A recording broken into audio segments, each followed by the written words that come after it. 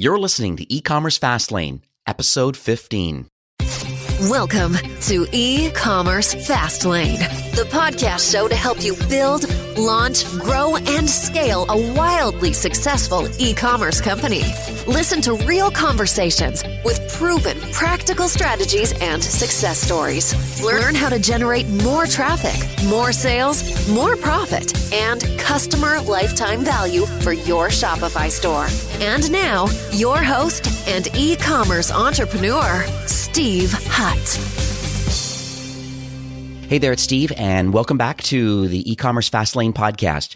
If this is your first time listening, this is an e-commerce show where we have honest and transparent conversations about building and thriving online with your store powered by Shopify or Shopify Plus.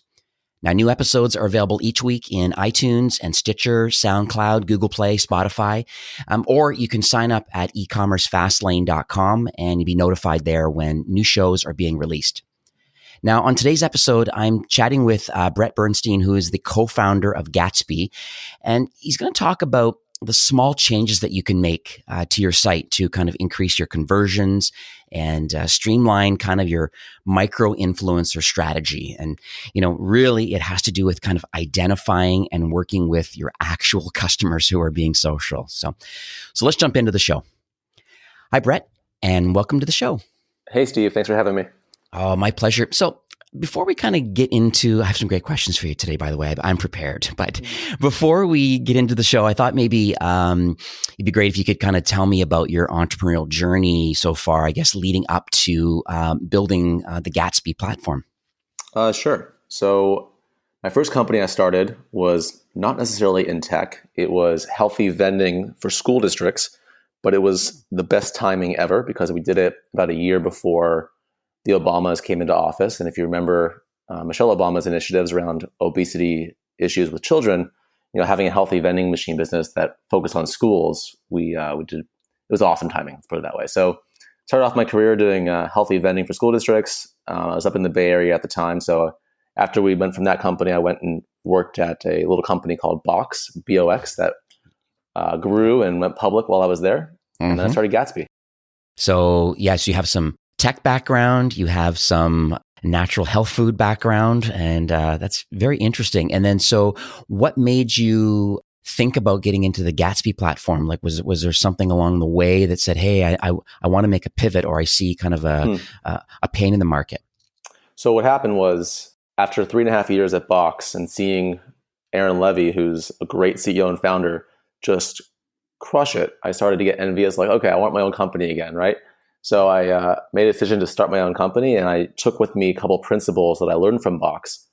And one of them, or a few of them, were have something that's data rich, have APIs, so it's part of a larger ecosystem, and then find a business model that there's a current solution that only services a minority part of the population, and broaden it to a larger audience.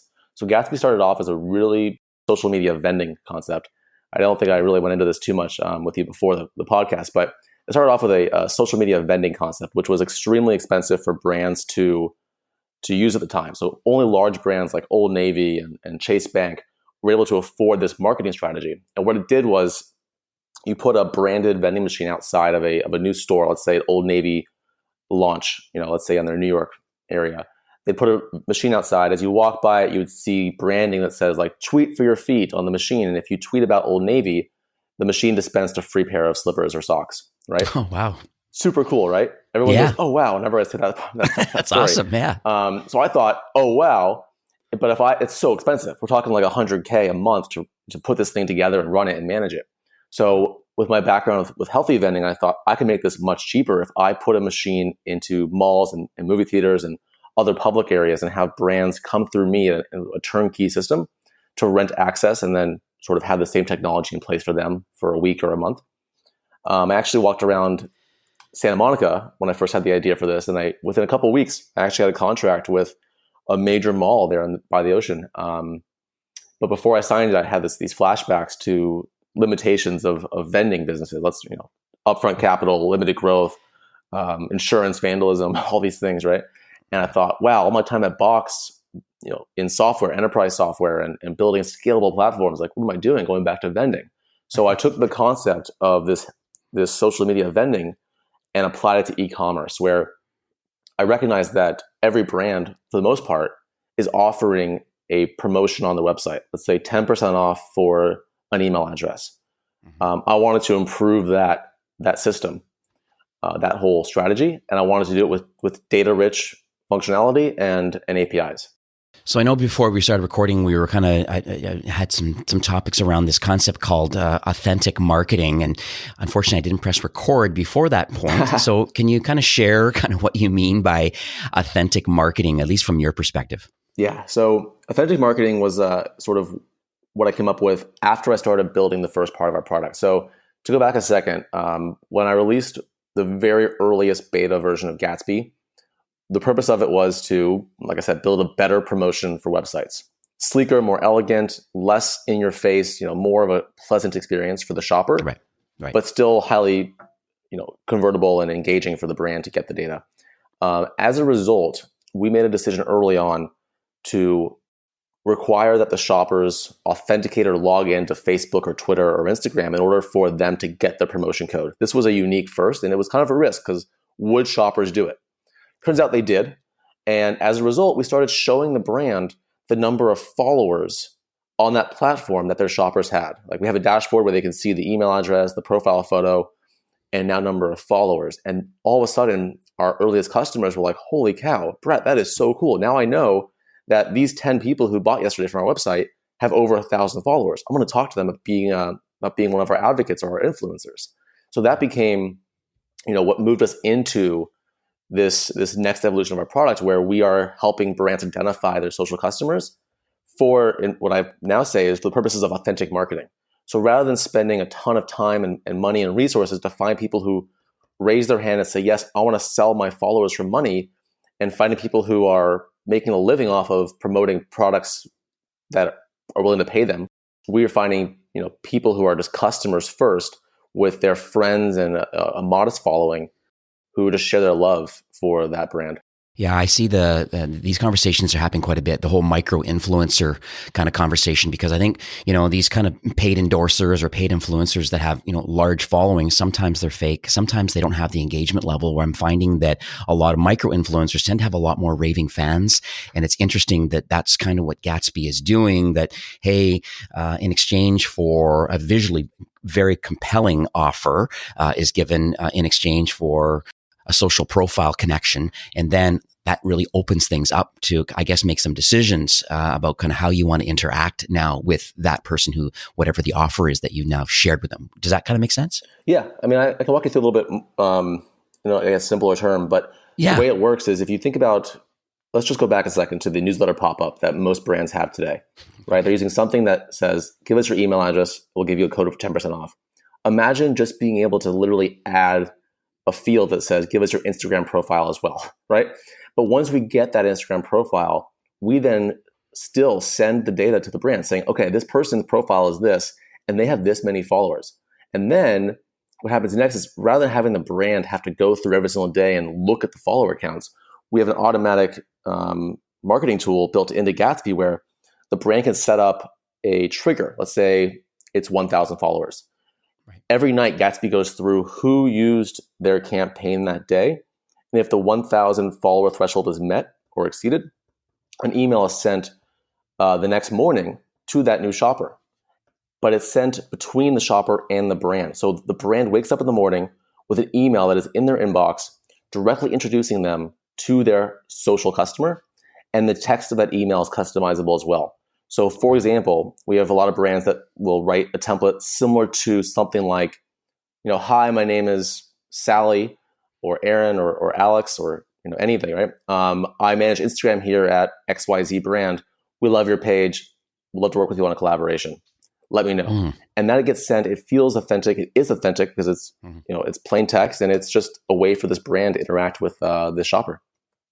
And that's all through a very it's hard in a podcast to show it until we actually maybe go to a few websites, and we'll put a few links in the show notes and stuff like that. But it's so interesting that where we can have this small graphic that's set up and stylized to the brand, and clicking it and opens up, and it's visually compelling, and then letting the brand make a decision about what social profiles you'd like to have, or you would like them to sign up for, or just to connect it to the brand, and then whatever the offer is that we're trying to do in exchange for that kind of social connection. And I think it's really, really a unique way of waking up in the morning, the brand, the Shopify store owner waking up in the morning, and an authentic email is now being sent out to a range of people that have taken up, or potentially have taken up on this offer, and based on their social profile, and then start building a relationship one-on-one now. I think it's really, really cool. Thanks. Yeah, we're seeing good success. So we have brands that range from, Paul Frank and Pop Chips to, vape companies in the UK. And, because of my background with food and beverage, we started off with some food and beverage brands, but we've just expanded into so many verticals, and it's a really easy setup process. It's a lot of fun. And then I'll also mention too, we have X amount of automation engine built into Gatsby, but we also have connections to Zapier. So if you want to send this data, let's say the follower counts and emails, into your MailChimp campaign or Klaviyo campaign or anywhere else that the Zapier world, resides on, you can actually build out long-term campaigns with these customers based on follower size, which is also a first that I can find out there in the world. Very cool. Yeah, I have lots of. Zapier is a great solution for those that maybe the two apps aren't talking to each other yet, and the idea is that you're able to pass data on between one and another, and then trigger an action, which I think is fantastic. So, what happens after this kind of intro email? So this is where the authenticity really comes in, right? So you can set the threshold of how many followers they have to have up and down. Let's say you have a ton of traffic and you're just crushing it in business. You might have a higher threshold, so you limit the number of intro emails you get, or vice versa. But it's up to you. So we have many use cases you can use. The primary use case is what I said before, like, let's have a talk about collaboration on social media. That is the number one use case that we see our brands use. At that point, the shopper will reply to the email. You'll have a quick conversation. I have an example on our website of a case study where this food brand in LA, they had literally just 2 emails back and forth with the shopper, and they offered him some free product as a thank you. And he said, "I'd love to share a photo with your product."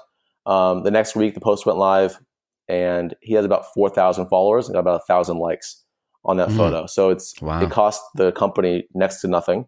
It got a massive engagement of 25%. So that's one use case. Now, on the flip side, we have a gym in San Diego that they want to use Gatsby mostly for conversions. So they have their automatic intros set to 0 followers, meaning that every single person who uses the campaign gets directly introduced to a woman named Kira the next morning who runs membership at the gym. So here she is helping to actually nurture these leads through to come into the gym. So our original use case was influencer marketing, but really it's available for a whole wide array of ways to help with your brand and growth and all those great things. Yeah, it's very cool. It's nice that it's not really down a certain vertical. So, for those that are listening on the show today, it's like no matter kind of what kind of products or services that you kind of offer, there seems to be an interesting use case for Gatsby. If it's lead generation in this case, with the gym having the follower count being at 0, you're right. Then their inbox is going to be full of kind of these authentic outbound emails that have been sent out to build some introductions. And then for those that are in e-commerce, which is probably the bulk of the listeners on this show, the fact that you can set the threshold limit of kind of what kind of micro influencer you're trying to locate, and then based on that size of micro influencer, building that, having that outbound email is pretty exciting, because I think it's almost like how you wake up in the morning and you have your own kind of rituals, kind of what you do. I can see people now that are using Gatsby that instead of grabbing their phone to kind of check their email, they're probably logging into their Gatsby account to see the outbound emails then and or responses that have come back because of it. Well, actually, they don't have to even check Gatsby. It's all in their inbox. That's the best part, is you don't have to. Once you set Gatsby up, you could never look at it again if you don't want to. You could just look at your email, get those intros, and do that. You could set up trigger to send all the emails you receive from Gatsby into your MailChimp. And you can stay in your inbox and just receive those intro emails the next morning indefinitely. It's a 15-minute setup process, and then you can decide how much you want to be constantly changing it, but it's all automatic. Very cool solution. And I am nearing the end of the show today, but do you have any closing comments that you'd like to kind of leave with the listeners?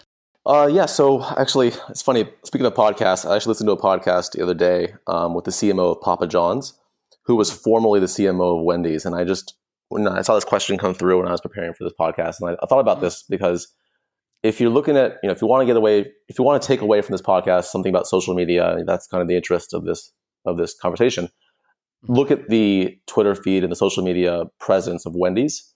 This guy who is now at Papa John's, he just is one of the best examples of social media done right.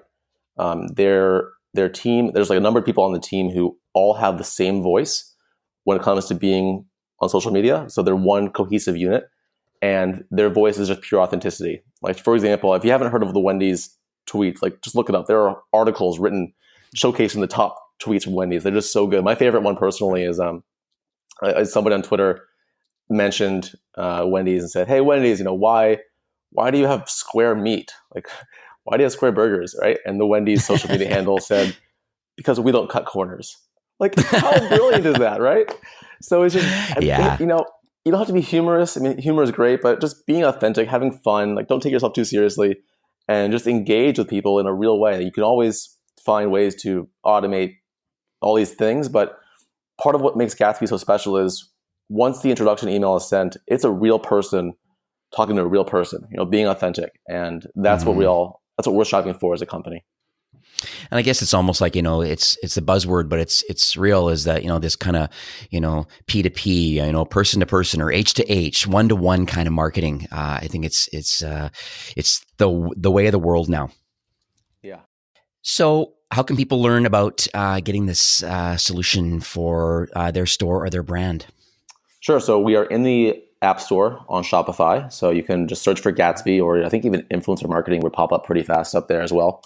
But it's just GATSBY is Gatsby, as well as our website. So gatsby.ai is our homepage. Perfect. And then I will, after we're done recording today, I'll set up ecommercefastlane.com/Gatsby, and that'll be in the show notes for this episode. And we'll have that redirect to a special offer that's going to be available for the listeners of the show. And this has been a really educational. It's a very unique, pioneering solution, I believe, in the market. And I think those that are listening to the show, I think you should take what Brett has done over the years leading up to launching this platform, and the brands that are successfully using it. I think you should give it a whirl. I think you should try it out. I think you should experiment with it. I think if you're already doing some kind of exit intent, or as he said, some kind of an offer through email in exchange for a discount, or kind of whatever kind of tactic that you're currently doing, I implore you to at least try this, because it's something new and unique. I will put the video. You produced a really great video too. I believe I found it through the Shopify App Store. So I'm going to publish that inside the show notes too, just to kind of give an overview of the platform too in video format. So pretty neat. And thanks again for coming on the show. Thank you, Steve. It's been great to talk to you. All right. Have a great day. I hope you enjoyed my conversation with Brett from Gatsby. A few things to think about today. Most brands or Shopify store owners don't know the personas or individuals buying their products online. They also don't know which of those customers are being social. And even if they did know, there hasn't been a mechanism to kind of scalably reach out and activate that influence until now with the Gatsby app. Brett and his team really have built a platform to kind of solve these problems, with the end goal of helping brands and store owners kind of run influencer campaigns with their true customers, which has been defined in this show as kind of authentic marketing. And I couldn't agree more. It really is a great solution, so you should go check it out. Now, if you're enjoying the E-commerce Fastlane podcast, I would be so grateful if you could take 5 minutes and download and subscribe, and then rate and review the show. It's kind of one of the best ways that you can show your appreciation for the continued production of this show. And thanks again for being a supporter and a loyal listener. On the next episode of E-commerce Fastlane, my guest is Nathan Resnick from Sourcify. If you've dabbled with some success in e-commerce with the dropshipping model and are looking to kind of grow and scale a brand, your private label brand, this is an episode that's definitely for you. Well, thanks again for taking time out of your busy day today or your commute and listening to the show. I truly appreciate you and your entrepreneurial journey with commerce powered by Shopify. Until then, enjoy the rest of your week and take care.